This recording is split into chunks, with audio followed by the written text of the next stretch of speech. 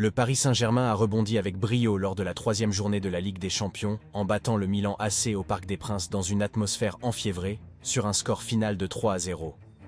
Après leur défaite inattendue face à Newcastle lors de la 2e journée, les Parisiens étaient sous pression pour se reprendre, et ils l'ont fait de manière magistrale.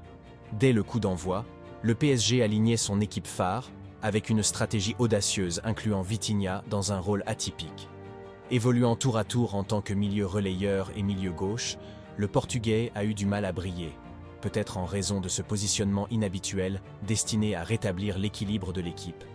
Après un début de match relativement calme, c'est Mbappé qui a brisé la glace à la 32e minute, marquant ainsi son 10e but de la saison avec sa fameuse spéciale, où il ferme son pied au dernier moment.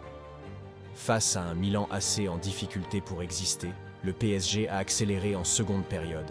Bien que la performance de Dembélé ait été en deçà des attentes une fois de plus, son but refusé pour faute n'a pas entamé la détermination de l'équipe. Sa frappe a d'ailleurs contribué au 2e but marqué par Kolo Muani. La bonne entrée de Kang In Lee, conclue par un but magnifique inspiration de Ramos, a également marqué les esprits.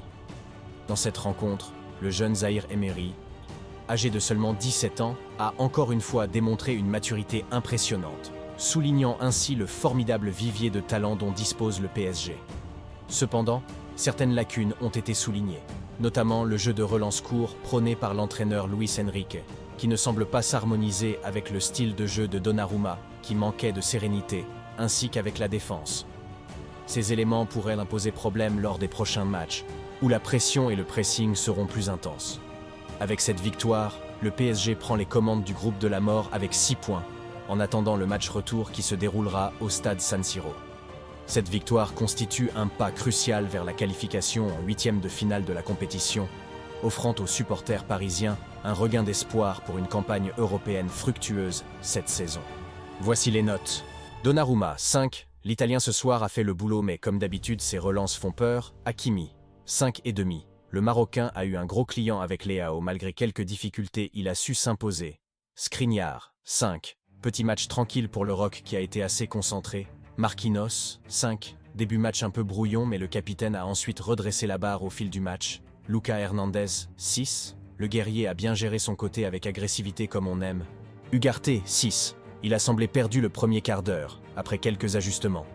Il s'est ensuite illustré à la récupération. Zahir Emery, 8. Le Titi parisien était partout.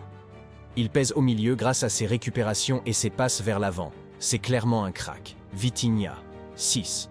Pas aidé par le rôle que lui donne l'entraîneur. Le Portugais s'est plutôt bien acclimaté dans cette position. Mbappé, 7. Ouvre le score avec un but magnifique. Le natif de Bondy fait peur aux défenseurs adverses. Dembélé, 5,5. Agaçant par moments. Son but a été refusé mais sa frappe est à l'origine du 3e but. Mais doit faire mieux. Kolo Muani, 6. Il a eu du mal à exister dans le jeu mais il a été décisif. Il doit peser plus dans le jeu.